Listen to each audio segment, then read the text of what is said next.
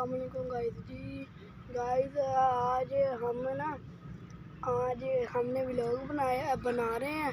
सोचा हम व्लॉग बनाए हैं। तो हम बैठे हुए हैं अभी पार्क में।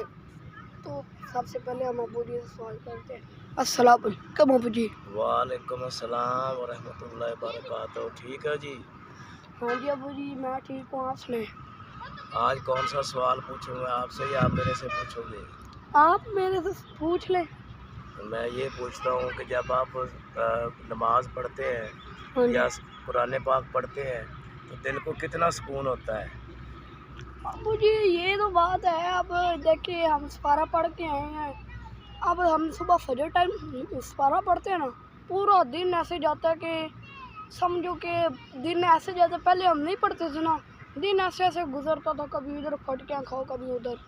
और अब जब से हम लगे हैं सपारा पढ़ने, सुबह सुबह सपारा पढ़ते हैं, दिल सुबह सुबह से सुकून, फिर तो सुकून होता है। हाँ जी। तो अच्छा चलो चलो। हाँ, इसमें बेटा बरकत भी है, इसमें इज्जत भी है और इसमें लाइफ है। तो आप मेरी बात सुन लें। इसी में बरकत है। हाँ जी हाँ जी। और अल्लाह पाक के बारगाह में यही चीज़ें मकबूल हैं कि जो आपने नमाज पढ़ ली, कुरान पाक पढ़ लिया। क्योंकि आपकी उम्र में सपारा पढ़ना ना बहुत ही कार सवाब है।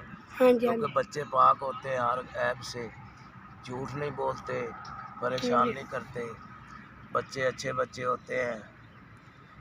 तो मैं आपके लिए दुआ दूँ, अल्लाह आपको कामयाब करे, अल्लाह आपको अपने हिफ्ज़-ओ-मान में रखे और आपको ना सारे तीनों भाइयों को अल्लाह पाक कुरान की तालीम दे, नमाज पढ़ने का दे और लोगों की खिदमत करने का मौका दे। तो टाइम इसी तरह गुजर जाता है। यार कमाल हो गई है।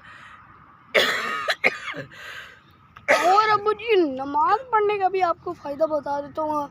अगर आप पढ़ते हैं सुबह की फजर की नमाज जी तो आप अब देखिए, मैं फजर की नमाज सुबह उठ के पढ़ता हूँ जी, फिर नहाता हूँ। पहले वज़ू करके फजर की नमाज पढ़ता हूँ ना, हाँ जी, फिर नहाता हूँ, फिर कपड़े पहनता हूँ, शलवार कमीज़, फिर मैं सपारा पढ़ने जाता हूँ। ठीक है।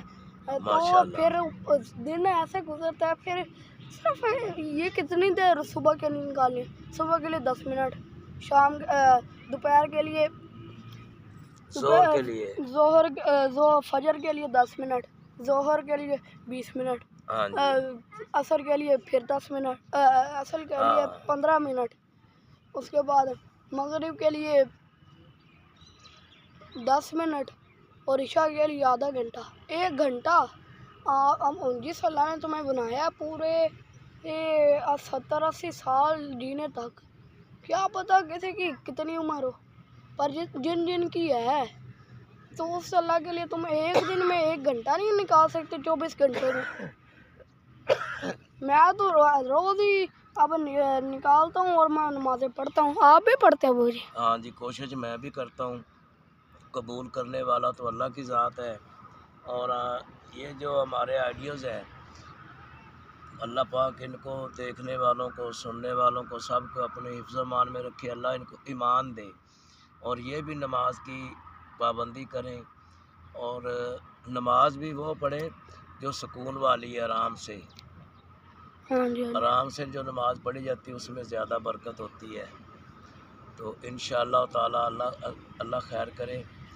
तो नमाज जो है ना, ये लाज़मी है, कुरान पाक लाज़मी है, इसमें बरकत है, ये ज़िंदगी का एक असूल है और इसी पर हर चीज़ कायम है। हाँ, ये है, इसमें थोड़ा सा एक मसला आता है, तो सुस्ती गफलत थोड़ी सी महसूस होती है।